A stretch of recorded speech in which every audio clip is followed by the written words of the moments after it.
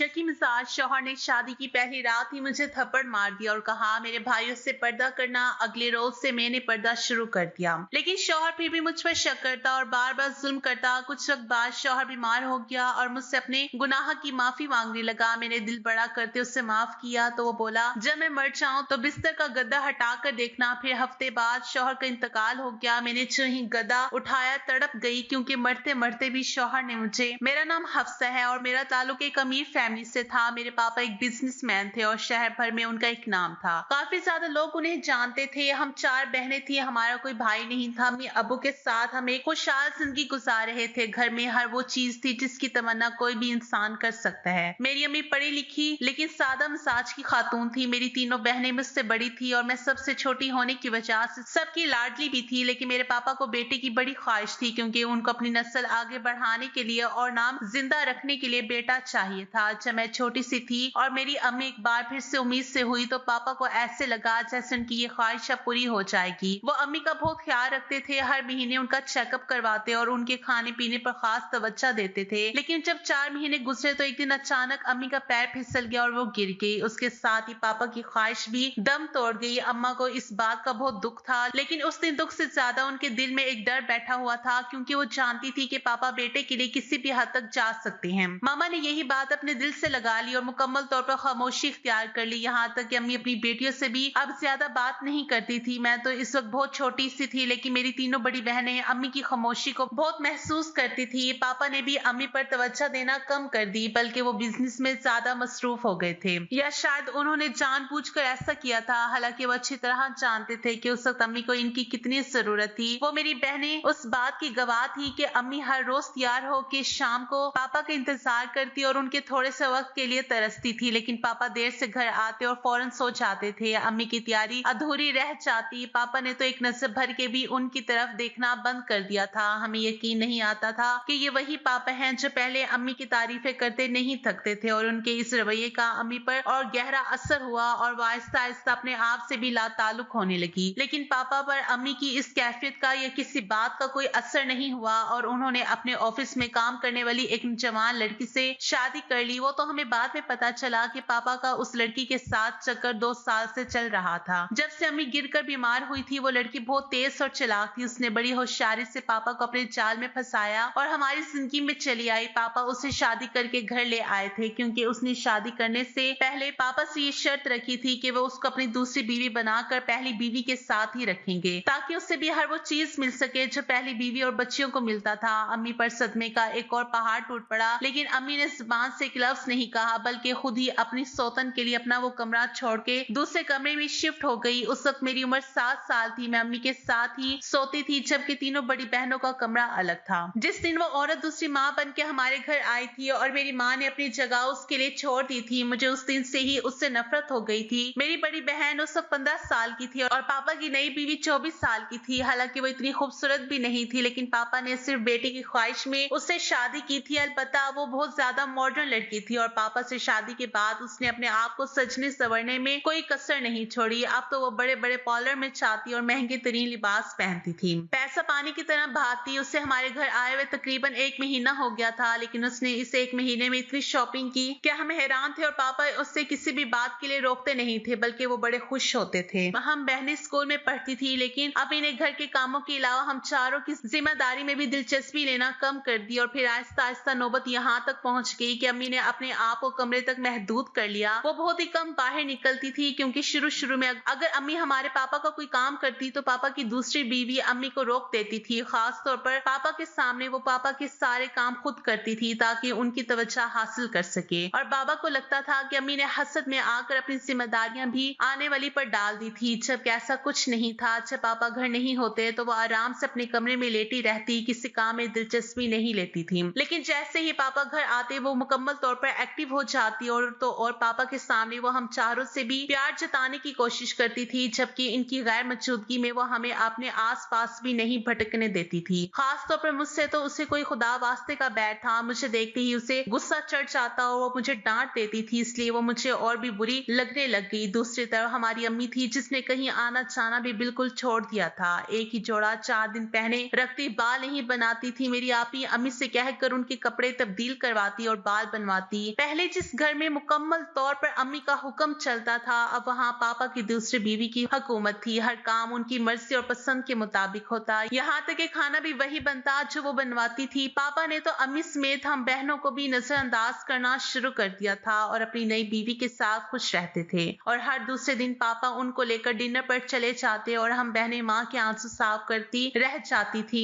और फिर जब छोटी मामा के यहाँ खुशखबरी आई तो उसकी नाच नखरे और ज्यादा बढ़ गए। अब तो वो घर का पानी भी नहीं पीती थी और पापा ने मेरी बड़ी बहनों को खास तौर पर ताकीद की थी कि नौकर तो अपना काम करते ही हैं, लेकिन तुम लोगों ने भी अपनी छोटी माँ का खास ख्याल रखना है। मेरी बड़ी बहनें पापा से डरती भी थी और झिझकती भी थी, क्योंकि उनको मालूम था कि अगर वो पापा की बात नहीं मानेंगी तो वो अम्मी को तंग करेंगे। इसलिए वो छोटी माँ की एक आवाज पर भागी भागी जाती थी, जबकि मैं ऐसा नहीं करती थी। छोटी मामा अगर मुझे कभी आवाज देती तो मैं जानबूझकर उनका काम नहीं करती। फिर वो मेरी शिकायत पापा से लगाती और पापा मुझे डांट देते थे। जब छोटी मामा के यहाँ बेटे की पैदाइश हुई तो पापा की खुशी की इंतहा ना रही। उन्होंने पूरे शहर में मिठाई बांटी, अपने वर्कर्स की तनख्वाह बढ़ा दी और घर में काम करने वाले मुलाजमीन को भी जोड़े तोहफे में दिए। सारे जहां में खुशियां मनाई और एक बहुत बड़ा जश्न किया, लेकिन अपनी इस खुशी में वो हमारी माँ और हमें भूलते जा रहे थे। उन्होंने फंक्शन में एक मर्तबा भी अम्मी को आने का नहीं कहा और जब पहली मर्तबा अम्मी ने उस बच्चे को अपनी गोद में उठाने की कोशिश की तो छोटी माँ ने फटाफट अम्मी को रोक दिया और अपना बेटा उठा के सीने से लगा लिया। पापा ने उनकी तरफ देखा तो वो कहने लगी कि भाई किसी का क्या भरोसा कि हसद में आके मेरे बच्चे को कोई नुकसान पहुंचा दे, इसलिए मैं तो अपना बच्चा किसी को नहीं दूंगी। पापा भी उसकी बात पर खामोश हो गए। अम्मी बहुत रोई थी और उस दिन के बाद अम्मी ने कभी भी उस बच्चे को उठाने की कोशिश नहीं की। हालांकि वो हमारा भाई था, लेकिन हम बहनों की भी इस बात की इजाजत नहीं थी हम अपने भाई को गोद में उठाएं या हाथ में लगाएं। आहिस्ता आहिस्ता वक्त गुजरता गया और जब हमारे भाई की पहली सालगिरह हुई तभी पापा ने एक बड़ा फंक्शन रखा और उसमें भी हमारी अम्मी ने शिरकत नहीं की। हम बहनें वहां मौजूद थी, लेकिन हमारी कोई अहमियत नहीं थी। अब मेरी तीनों बड़ी बहनें ज्यादातर अम्मी के साथ ही रहती थी। वो जानबूझ के छोटी मम्मा या भाई के इर्द गिर्द नहीं जाती थी, क्योंकि बेशक वो किसी बात का इजहार नहीं कर सकती थी, लेकिन उनको भी अपनी माँ की इस हालत का दुख था। लेकिन मुझे इन सारी बातों पर बड़ा गुस्सा आता था। हालांकि मैं बहुत छोटी सी थी, लेकिन मुझे बर्दाश्त नहीं होता था, क्योंकि छोटी अम्मी ने मेरे पापा को भी हमसे छीन लिया था और मेरी अम्मी भी उसी की वजह से दुखी रहती थी। जैसे जैसे मैं बड़ी होती गई मेरे दिल में छोटी मम्मा के लिए नफरत और भाई के लिए भी गुस्सा पैदा हो गया। जब भी मेरे पापा मेरे सामने आते, भाई को उठाते और प्यार करते, मेरा दिल चाहता कि मैं इसे जान से मार दूं। और मैंने एक दो मर्तबा ऐसा करने की कोशिश भी की कि उसे नीचे गिरा के नुकसान पहुंचाऊं, लेकिन मैं ऐसा कुछ कर नहीं सकी। अलबत्ता जैसे जैसे वक्त गुजरता गया और मैं बड़ी होती गई, मेरे दिल में ना जाने कितने तूफान भरते चले गए। पापा ने मेरी तीनों बड़ी बहनों की शादी कर दी। उस वक्त मैं 20 वर्ष की थी और मैं कॉलेज में पढ़ती थी, लेकिन मैंने अपनी छोटी माँ की जिद में आकर बहुत ज्यादा फैशन करना शुरू कर दिया था। पापा से जिद करके अपना पर्सनल अकाउंट खुलवाया और एटीएम से वो पैसे निकलवाती रही। अम्मी मुझे मना करती थी, समझाती थी और मेरी बहनें भी, लेकिन मैं किसी की बात नहीं सुनती थी। मैं तो पापा से और छोटी मम्मा से इंतकाम लेना चाहती थी, लेकिन मुझे नहीं पता था कि इस सब का नतीजा क्या होगा। मेरा भाई भी स्कूल में पढ़ता था, लेकिन वो बिल्कुल भी अपनी माँ जैसा नहीं था, बल्कि वो अपनी माँ से ज्यादा मेरी मम्मा से मोहब्बत करता था। उसकी माँ को तो शॉपिंग और पार्टियों से फुर्सत नहीं मिलती थी, इसलिए उसने बेटे की जिम्मेदारी मेरी माँ पर छोड़ दी, क्योंकि इतने साल में वो ये तो जान चुकी थी कि मेरी अम्मी किसी को भी नुकसान नहीं पहुंचा सकती थी, और खास तौर पर मेरे भाई को, क्योंकि अम्मी भी मेरे भाई से बहुत प्यार करती थी। पापा भी ज्यादातर बिजनेस में मसरूफ रहते, ऐसे में भाई अम्मी के करीब आता गया और अम्मी भी उसकी वजह से पहले से काफी नॉर्मल होती जा रही थी। अक्सर उसके साथ हंसने बोलने लग जाती तो मुझे भी अच्छा लगता, इसलिए मैंने अपने भाई को किसी किस्म का नुकसान पहुंचाने का इरादा बदल लिया। लेकिन मेरे दिल में छोटी माँ के लिए नफरत कम नहीं हो रही थी। मैंने उसकी जिद में आके अपने आप को इतना बिगाड़ लिया था कि कभी कभी मुझे खुद भी हैरत होती कि मैं ऐसे कैसे हो सकती थी, लेकिन यही सच था। मैंने बहुत ज्यादा शॉपिंग शुरू कर दी। होटलिंग और आउटिंग मेरा पसंदीदा तरीन मशकिला था। मेरी बहुत ज्यादा दोस्तें थी। कॉलेज में मैं अपने खुले दिल और खुली जेब की वजह से बड़ी मशहूर थी। अगर 10 लोग भी मेरे साथ होते तो मैं किसी को बिल अदा नहीं करने देती थी। जब मैं एफए में थी तो मेरी क्लास में एक लड़का आया और बड़ा ही हैंडसम लड़का था। क्लास की लड़कियां उसे देखकर आहें भरने लगी। मैंने उसकी तरफ कोई तवज्जो नहीं दी, लेकिन एक दिन किसी काम के सिलसिले में हमारी बात हुई तो बातों बातों में बात बहुत आगे निकल गई। उसके बाद अक्सर हम कॉलेज में एक साथ नजर आने लगे। उसका नाम आहद था। वो पढ़ने में काफी सही था, जबकि मैं तो सिर्फ बाप का पैसा उड़ाने कॉलेज जाया करती थी। पढ़ाई में मेरी कोई दिलचस्पी नहीं थी, लेकिन वो मुझे पढ़ाई में संजीदा होने का अक्सर कहता था। मैं उसे मजाक में डाल देती, उससे मेरी अच्छी दोस्ती होती जा रही थी। लेकिन एक दिन उसने मुझे एक ऐसी बात कही जो मुझे बहुत अजीब लगी। उस दिन मैं जीन्स पहन के कॉलेज के फंक्शन में गई तो उसने मुझे कहा कि लड़कियां हमेशा ढीले ढाले कपड़ों में अच्छी लगती हैं और अगर हिजाब करें तो क्या ही बात है। मैंने उसकी बात पर उसे पेंडू होने का ताना दिया और कहा कि आज के दौर में कौन सा ऐसा लड़का है जो लड़कियों से इस तरह की डिमांड करे। तो वो कहने लगा, मैं तो ऐसा ही हूँ और जो मेरी बीवी बनेगी मैं उससे यही उम्मीद रखूंगा कि वो हिजाब क्या करे। तो मैंने उसका बहुत मजाक उड़ाया, लेकिन उस वक्त मुझे अंदाजा नहीं था कि कुछ अरसे बाद मैं खुद उसकी मोहब्बत में गिरफ्तार हो जाऊंगी। आहत की आदतें और इखलाक बहुत अच्छा था। मैं उसकी फैमिली के बारे में तो नहीं जानती थी, लेकिन मुझे इतना अंदाजा जरूर था कि वो किसी अच्छे खानदान से ताल्लुक रखता है। आहिस्ता आहिस्ता जब मैं उससे मोहब्बत करने लग गई तो मेरा दिल चाहता कि मैं उसके बारे में ज्यादा से ज्यादा जान सकूं, लेकिन मैं खुद से उससे इजहार नहीं करना चाहती थी, बल्कि मैं तो ये चाहती थी कि वो मेरी मोहब्बत में पागल होकर मुझसे इजहार करे। और इसी ख्वाहिश में मेरा कॉलेज पूरा हो गया। मैंने BS करने के बाद पढ़ाई को खैर आबाद कह दिया और आहत भी यूनिवर्सिटी में चला गया, लेकिन फोन पर मुकम्मल राब्ता था। अब मेरे शौक मुकम्मल तौर पर वही थे जो मैं चाहती थी, दोस्तों के साथ घूमना, पार्टी करना और शॉपिंग। उसके अलावा मेरी जिंदगी में और कुछ भी नहीं रहा, लेकिन दिल ही दिल में मैं इस इंतजार में थी कि कभी आहत आए और मुझे प्रपोज करे तो मैं उसके साथ अपनी नई जिंदगी की शुरुआत करूं। और फिर वो दिन भी आ गया। हमें मिले हुए कुछ महीने हो चुके थे, लेकिन फोन पर राब्ता था। उस रात उसने फोन पर बात करते हुए उसने मुझे कहा कि कल मिलते हैं क्योंकि मुझे तुमसे कुछ जरूरी बात करनी है। मैं बड़ी खुश हो गई और मैंने फौरन से एक होटल में खाने पर बुला लिया। अगले दिन जब मैं तैयार होने लगी तो मुझे उसकी बात याद आ गई, तो मैंने अपनी अलमारी से शलवार कमीज और दुपट्टा निकाल कर पहन लिया और लाइट सा मेकअप करके उससे मिलने चली गई। जब मैं वहां पहुंची तो वो पहले से बैठा मेरा इंतजार कर रहा था और मुझे देखकर खड़ा हो गया। उसकी आंखों में बेयकीनी और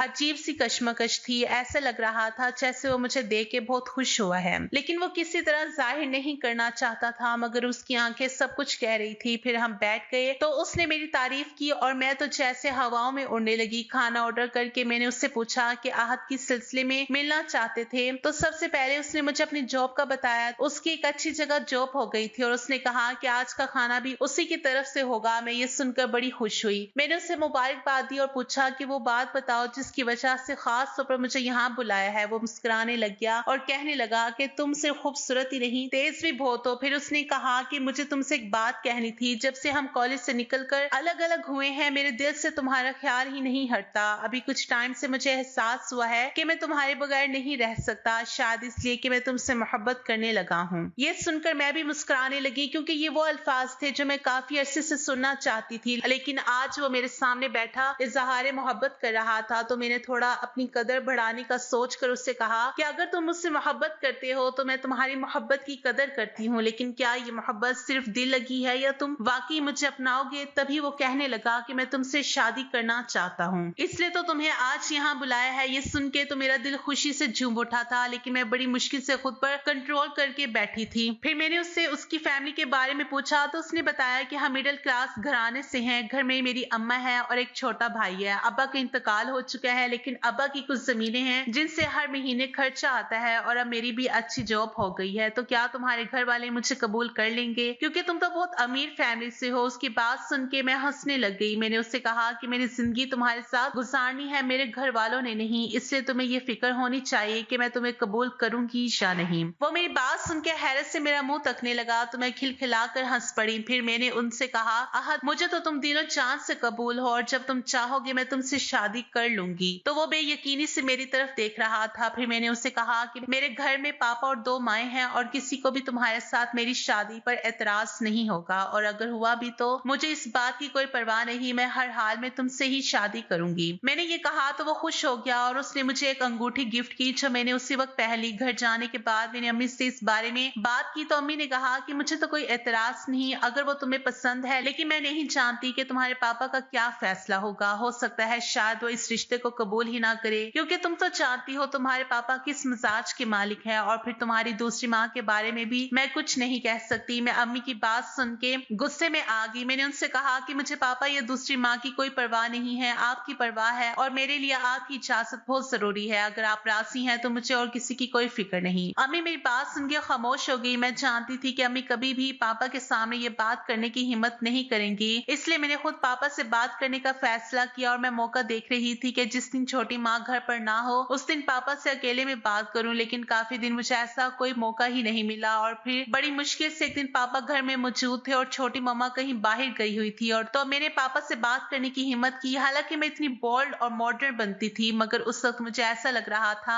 जैसे मैं बचपन की तरह डरपोक ही थी। हिम्मत करके जब मैं पापा के कमरे में गई तो मुझे देखकर वो मोबाइल रखकर सीधे होकर बैठ गए, मेरा हाल हवाल पूछा और कहने लगे कि कोई काम था। मैंने कहा जी, मुझे आपसे कुछ जरूरी बात करनी है। तो पापा मेरी तरफ देखने लगे। मैंने बड़ी हिम्मत करके पापा से आहत का जिक्र किया और बताया कि मैं आहत को पसंद करती हूँ और उससे शादी करना चाहती हूँ, क्योंकि वो भी मुझसे शादी करना चाहता है। पहले तो पापा मेरी तरफ देखते रहे, फिर कहने लगे कि बेटा, तुम अच्छी तरह जानती हो कि तुम्हारी तीनों बड़ी बहनों की शादी भी मैंने अपनी मर्जी से की है। हाँ, उनकी रस्मबंदी जरूर पूछी थी, लेकिन इसमें उनकी पसंद शामिल नहीं थी, क्योंकि हम जितने मर्जी मॉडर्न हो जाएं, लेकिन हमारे घर के भी कुछ असूल हैं। हमारे खानदान में ये सब नहीं चलता। अव्वल तो हम खानदान से बाहर रिश्ता करते ही नहीं हैं, और अगर करें भी तो अपने से ऊंचे लोगों में ही करते हैं। जब पापा ने ये कहा तो मैं समझ गई कि वो मुझे क्या कहना चाहते हैं। फिर वो पूछने लगे कि आहत क्या करता है और उसके वालिद का क्या बिजनेस है। पापा ने सवाल ही कुछ इस तरह से किया था कि मैं थोड़ी कंफ्यूज हो गई। फिर मैंने उन्हें बताया कि आहत के वालिद नहीं है और वो मिडिल क्लास फैमिली से ताल्लुक रखता है। घर में सिर्फ एक माँ और भाई है और आहत की एक बहुत अच्छी नौकरी भी हो गई है।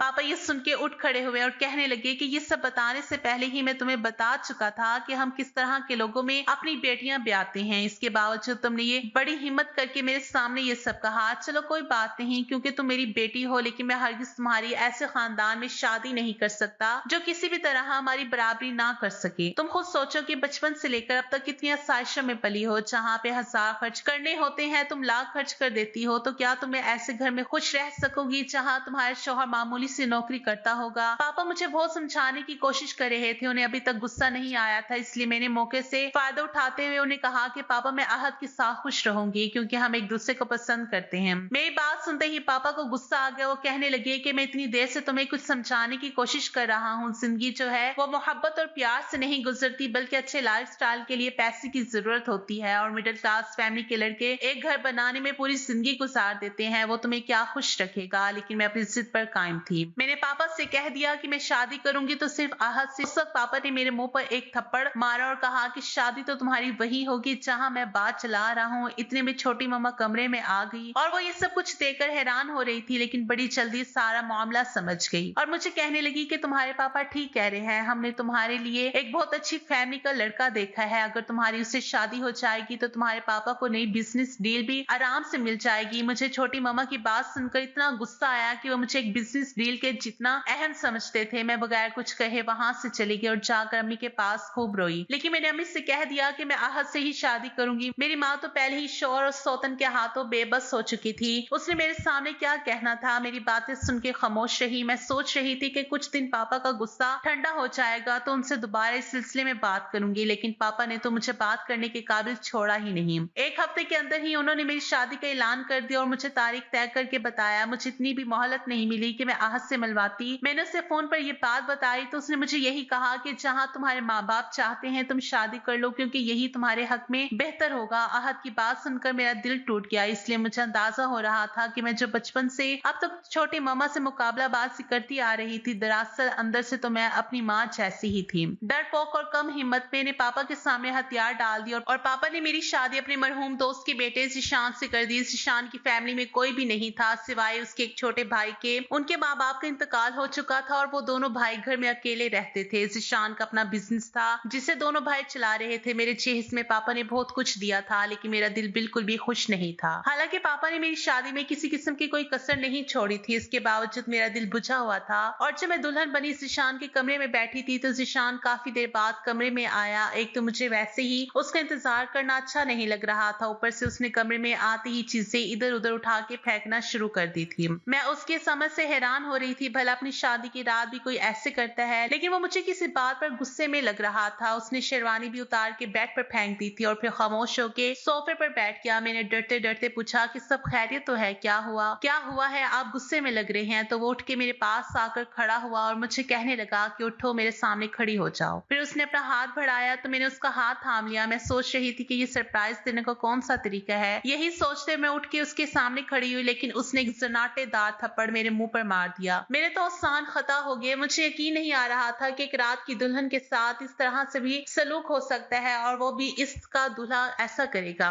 मैंने सोचा भी नहीं था। मैं भी यकीनी की कैफियत में गाल पर हाथ रखी और उससे देख रही थी। थी तो वो चीखने लग गया। उसने मुझे कहा कि इतना बंद सवर कर सबके सामने बैठने की क्या जरूरत थी। कितने लोग आंखें फाड़ फाड़ के तुम्हें देख रहे थे, न जाने किसकी नजरें कैसी थी, तुम्हें क्या पता। और तो मेरे भाई ने भी तुम्हारी बहुत तारीफ की कि भाभी तो बहुत ही खूबसूरत है। मैं शर्म से डूब गया कि कोई मेरी बीवी के बारे में ऐसी बातें करे और गंदी नजरों से उसे सब देखे। ज़ीशान पता नहीं क्या क्या बोल रहा था। मैं उसकी बातें सुन सुनकर परेशान हो रही थी। मैंने तो सोचा भी नहीं था कि जिससे मेरी शादी होगी वो इस कदर शकी मिजाज होगा, जो अपने भाई की तारीफ करने पर ही इस कदर गुस्से में था। और इन सब में मेरा क्या कसूर था। हर दुल्हन स्टेज पर तैयार होकर ही बैठती है और सब दुल्हन को देखते हैं। इससे ये तो नहीं साबित हो जाता कि दुल्हन बदचलन है या लोगों की गंदी नजरें थी। पता नहीं ये बंदा किस सोच का मालिक था और मेरे साथ क्या होना था मैं नहीं जानती थी। वो रात मेरे लिए किसी अजाब से कम नहीं थी। मेरी जिंदगी की ऐसी शुरुआत हुई जिसने मुझे जहन्नुम में पहुंचा दिया। उस दिन के बाद ज़ीशान ने मेरा जीना हराम कर दिया। मुझसे जबरदस्ती पर्दा करवाने लगे, कहीं भी मुझे लेकर नहीं चाहता था। यहाँ तक कि मैं उसके भाई के सामने भी पर्दा करती थी। मुझे ऐसा लग रहा था कि मैंने जितनी आजाद जिंदगी गुजारी थी मुझे इन सब की इतनी बड़ी सजा मिल रही थी। वो जब दिल चाहता मुझ पर हाथ उठाने लग जाता और जब दिल चाहता मुझे मेरी ही नजरों में गिरा देता था। मुझ पर गंदे गंदे इल्जाम लगाता। मेरी जिंदगी बद से बदतरीन होती गई। और फिर जब मेरी शादी को 7 महीने गुजरे तो ज़ीशान का एक एक्सीडेंट हो गया जिसमें वो बुरी तरह जख्मी हुआ। पूरा 1 महीना अस्पताल में दाखिल रहने के बाद जब वो डिस्चार्ज होकर घर आया तो उसकी दोनों टांगे और एक बाजू पूरी तरह बेकार हो चुका था, लेकिन उसकी जुबान उसी तरह